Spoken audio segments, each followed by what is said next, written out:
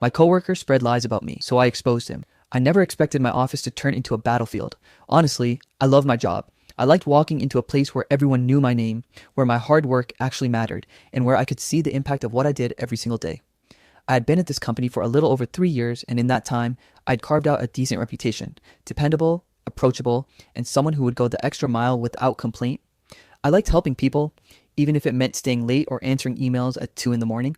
It was part of the grind, and I honestly believed it would pay off in the long run. My mornings were predictable, almost soothing. I'd get to the office around 8:30, grab my coffee from the break room, and settle at my desk. The usual chatter in the open plan office was a background hum, a mix of friendly greetings, half-hearted complaints about the weather, and snippets of project updates. I had my circle: Lisa from marketing, who was a font of terrible jokes but brilliant ideas; Tom from IT, the guy who could fix any computer disaster with a single sigh; and Sarah, my unofficial mentor in the finance department, who always knew when to drop advice without making me feel dumb. Life was easy, or at least it used to be. Then came Derek. I remember the first day he showed up in our department. He was the type of person who carried himself like the office belonged to him.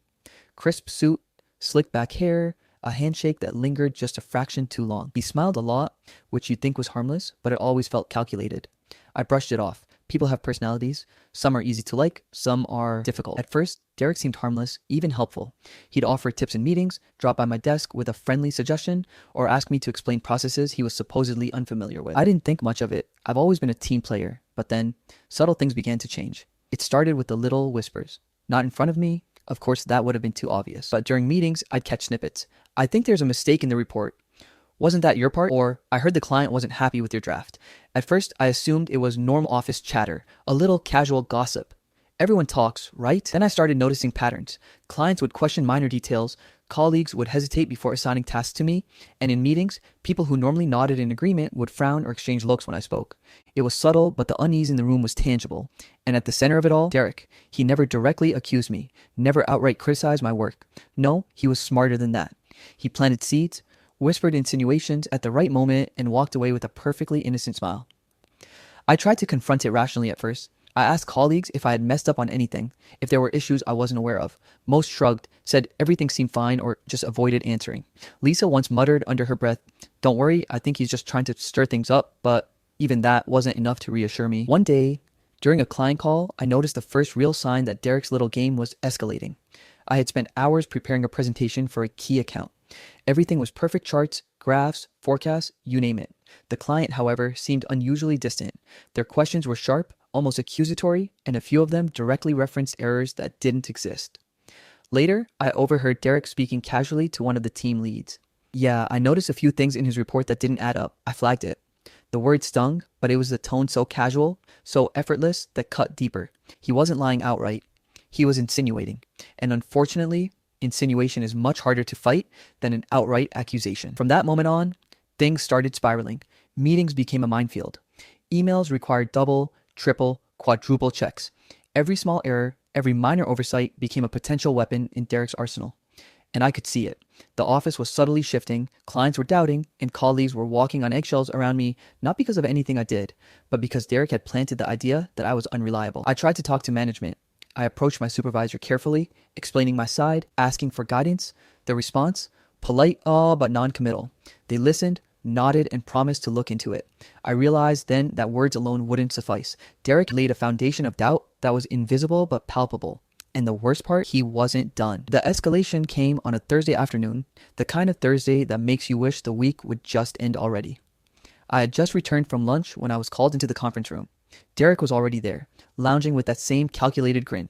My manager was at the head of the table, looking serious. My stomach dropped the moment I sat down. Derek slid a folder across the table. "I thought you should see this," he said sweetly. "I found some discrepancies in the Peterson account report. Thought you might want to review it before we send it to the client." I opened it, expecting maybe a typo or a miscalculation. What I saw made my blood run cold.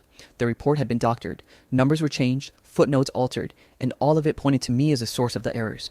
Derek hadn't just insinuated anymore, he had created what looked like concrete evidence that I was incompetent. I looked at my manager, whose expression was unreadable. "Can you explain this?" they asked. My mind raced. How could I explain what I didn't even see coming? Derek, of course, looked innocent, the perfect victim of a minor oversight that I supposedly caused. The room was quiet, except for the faint hum of the AC. My heart pounded. Every scenario I had imagined as a professional nightmare was playing out in real time. I tried to speak, to defend myself, but the words felt weak, unconvincing. Derek's gaze met mine briefly, and in that instant, I realized he wasn't just annoying. He wasn't just trying to outshine me, he was actively trying to ruin my career, and he had taken the first successful step.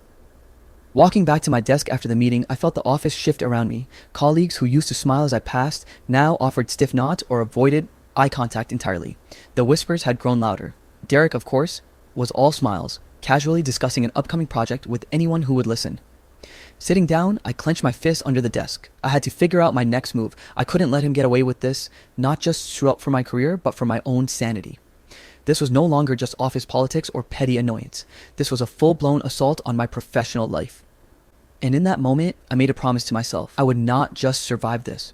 I would expose him. But I had no idea how deep this game would go or just how far Derek was willing to go to make sure I didn't get the chance. I couldn't fight what I couldn't see until I learned the full extent of his lies. After that Thursday meeting, life at the office changed in ways I hadn't thought possible.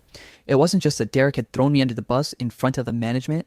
It was the way everything around me seemed to bend to his narrative. The whispers weren't whispers anymore. They were full sentences, carefully crafted to make me look incompetent. And the worst part, I couldn't even point at him without looking paranoid. At first it was subtle.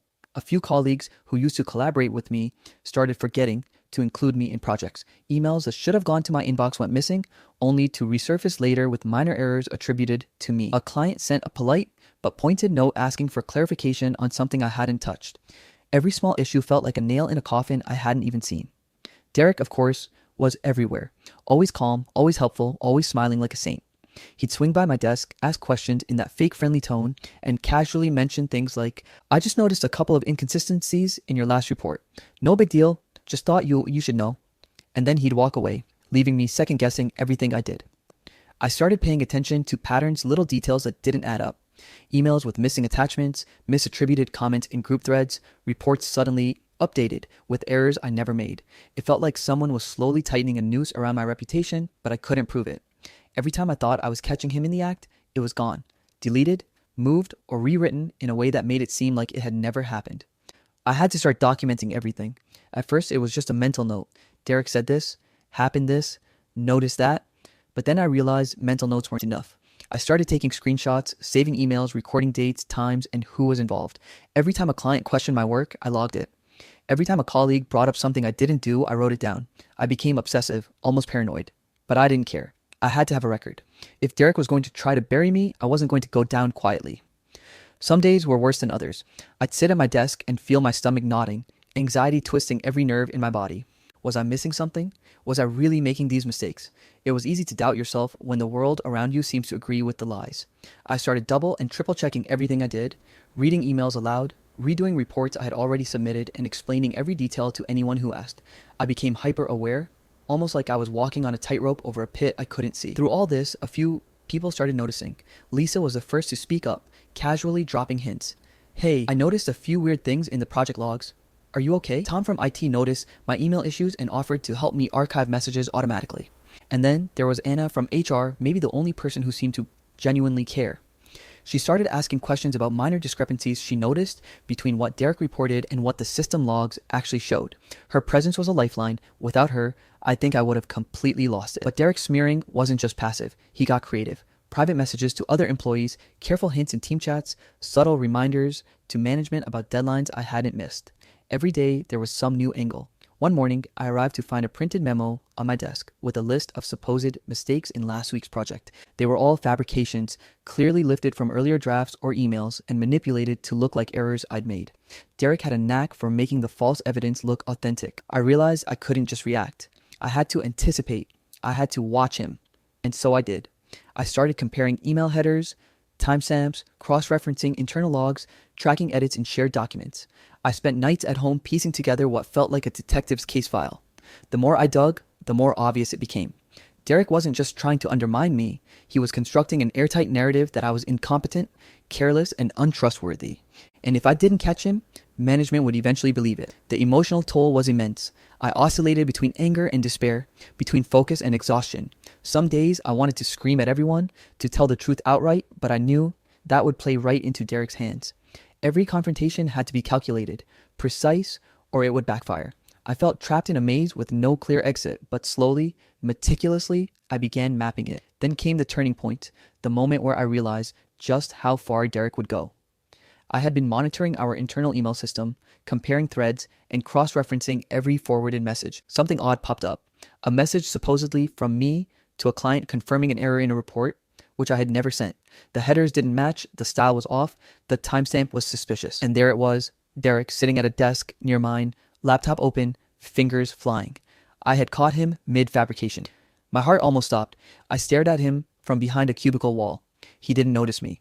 The email he was typing was designed to incriminate me, to make it look like I had misled a client. My hands shook. I couldn't believe it, the lengths he would go to, the meticulous detail, the patience in orchestrating this lie, and I realized in that moment that everything I had suspected was true. Derek wasn't just manipulative. He was methodical, cunning, and utterly ruthless. After that day, everything changed. I had concrete proof. I wasn't imagining things anymore. I could see the full extent of the smear campaign. It wasn't small errors or misunderstandings. It was a calculated attack, an effort to destroy me professionally. And with this knowledge came a strange mix of fear and determination. Fear because Derek was dangerous, and determination because now I had a chance to fight back. I started planning my next moves carefully. Every step had to be deliberate, every action measured. I couldn't afford mistakes, but deep down, I felt a flicker of hope. A realization that if I played my cards right, I could turn this nightmare around. And that's when I began to understand something crucial. Derek's biggest mistake wasn't his cunning. It was underestimating me. I realized I couldn't just prove myself, I had to prove him. After catching Derek red-handed, sending that fabricated email, a part of me felt a strange rush. Relief? No. It was more like clarity, a sudden, sharp understanding that I couldn't just wait for things to blow over or hope management would see the truth on their own. Derek wasn't sloppy, and he wasn't careless. He was deliberate, precise, and patient. Every move he made was designed to protect himself and sabotage me without ever leaving a clear trace. If I wanted to survive, no. If I wanted justice, I had to be just as deliberate, just as precise. The first step was documentation. I created a hidden folder on my personal drive, encrypted it, and started building what would eventually feel like a case file worthy of a courtroom. Every email, every message, every subtle comment from Derek that had ever undermined me went in there. Screenshots of conversations, timestamp logs from shared documents, notes on who was present during questionable interactions, it all went in. I even started keeping a diary of office incidents, no matter how small. At first it felt obsessive, maybe even paranoid, but I knew it had to be done. Anna from HR became an unexpected ally. She didn't pry, didn't ask questions about my personal life, she just noticed patterns. When I shared some of my screenshots with her, she raised an eyebrow and said, "These are significant. If Derek's been doing this, there's a trail. You just need to follow it." That simple acknowledgement felt like a lifeline. For the first time, I wasn't entirely alone. Next, I had to understand Derek's patterns. He wasn't sloppy, but he was predictable. He thrived on timing and manipulation. He knew how to seed doubt without leaving fingerprints.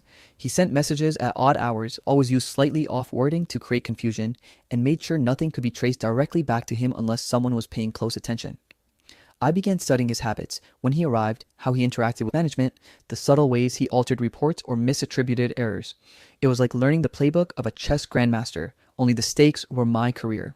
There were cat and mouse moments that left my heart racing. I would notice him hovering near the printer just a little too long, or opening a document that didn't belong to him. I started tracking the edits in shared files, and sometimes I'd catch him backspacing as if he'd realize I might be watching. One day, I nearly walked in on him trying to intercept an email meant for another department. My hand froze on the doorknob, and I retreated, heart pounding, thinking, okay, I'm not ready yet. Not today. Doubt crept in constantly. Was I being too paranoid? Was I imagining these manipulations?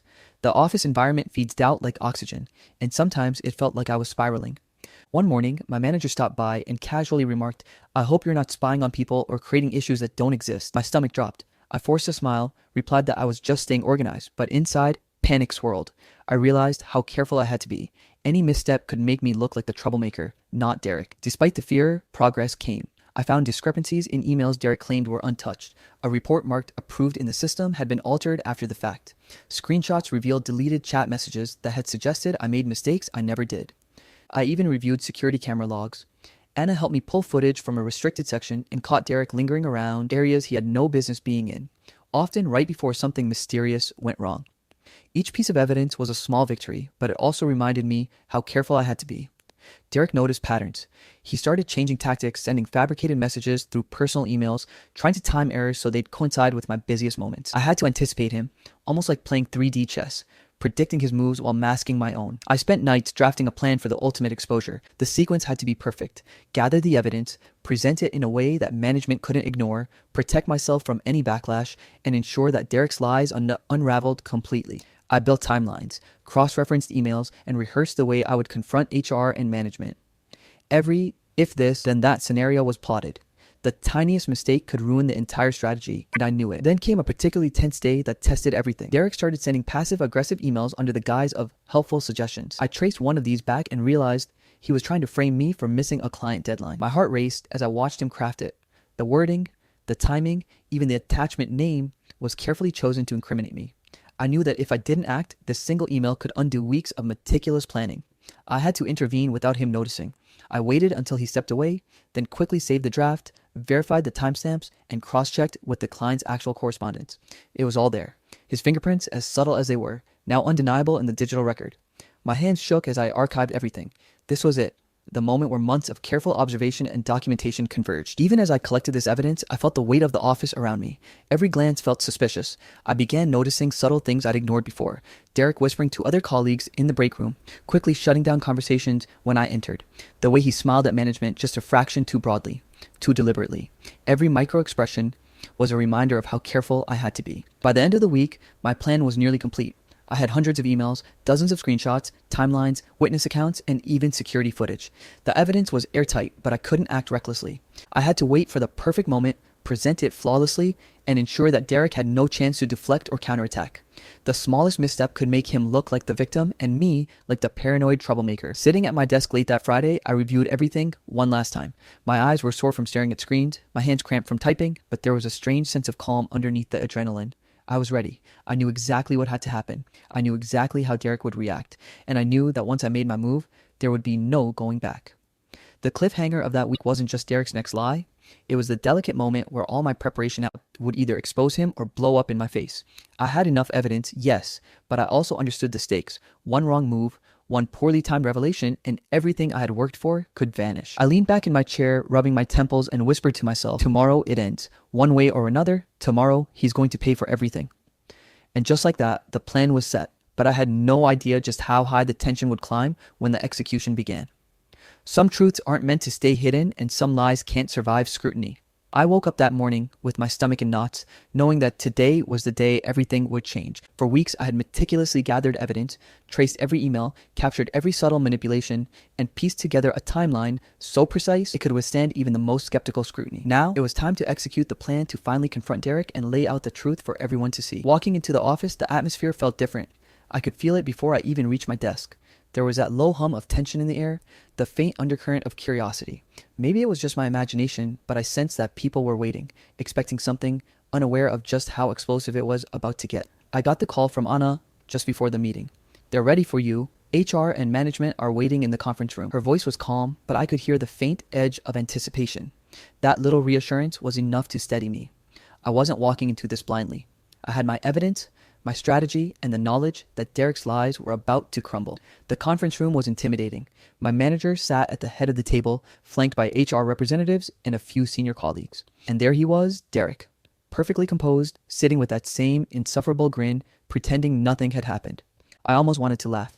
He had no idea that today, everything would change. I took a deep breath and began. Thank you all for meeting with me today. I know this isn't a typical meeting, but I need to bring something to your attention regarding a pattern of behavior that has impacted my work and potentially the integrity of our projects. Derek shifted slightly, feigning curiosity, and I could see the subtle tightening of his jaw. He knew the moment was coming, but he had no idea how much I had. I started presenting my evidence systematically. Screenshots of manipulated emails, logs of altered reports, timestamps showing inconsistencies, and even security footage of him tampering with documents. Every piece was precise, factual, and undeniable. I explained everything clearly, calmly, without emotion. This wasn't about venting or yelling, it was about showing the truth. As I went through each piece of evidence, I watched Derek's expression change. At first, disbelief that he can't be caught, arrogance slowly dissolving into panic. Then came the flinches, the rapid blinking, the little micro movements that betrayed his confidence. He tried to interject once or twice, claiming that something was misunderstood or taken out of context, but each interruption was carefully countered by a factual reference I had already prepared. The room's atmosphere shifted. Colleagues who had once avoided me now leaned forward, eyes wide, absorbing the evidence. Whispers started circulating, muted at first, but impossible to ignore. Relief, shock, and vindication crossed faces that had been wary of me for weeks.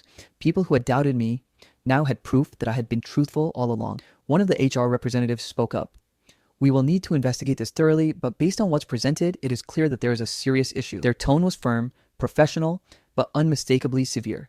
I could feel the weight of that statement settle over Derek like a lead blanket. Derek, for his part, was flailing. He tried to manipulate the narrative, claiming miscommunication, accidental errors, and even implying that I was overreacting. But the evidence was too strong, too structured. Every claim he made was met with documents, logs, or witness notes that disproved it.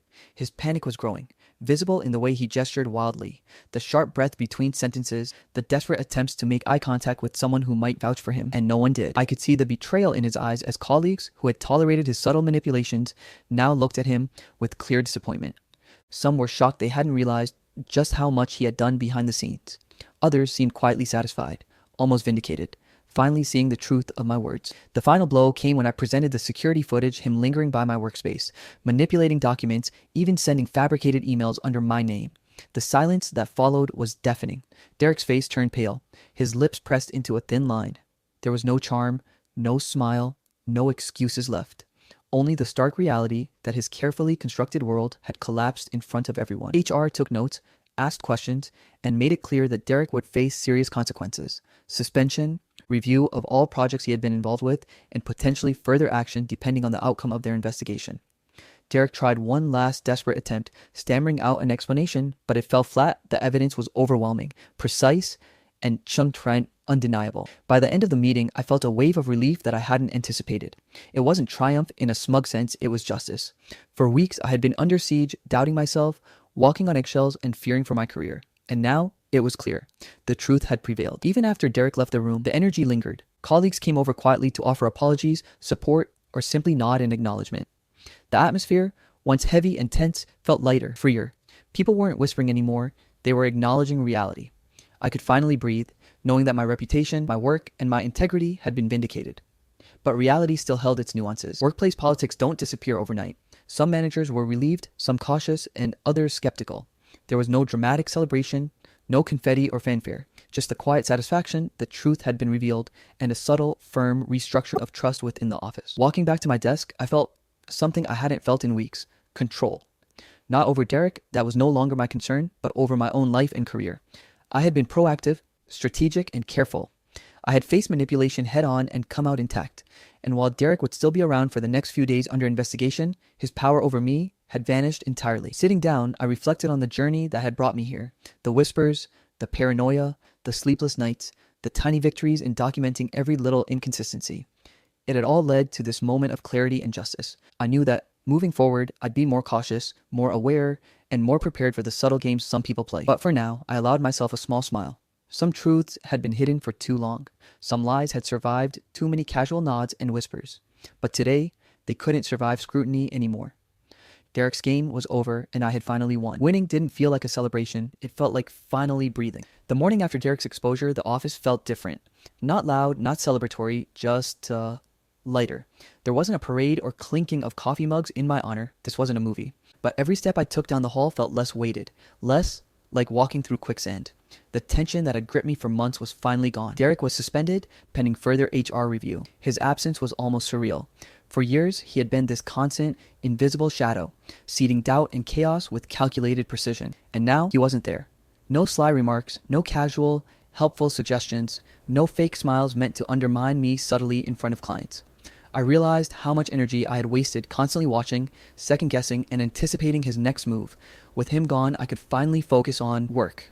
Just work. But the aftermath wasn't just about his absence. It was about rebuilding trust. Some colleagues had been cautious around me, unsure of what was real and what was Derek's fabrication.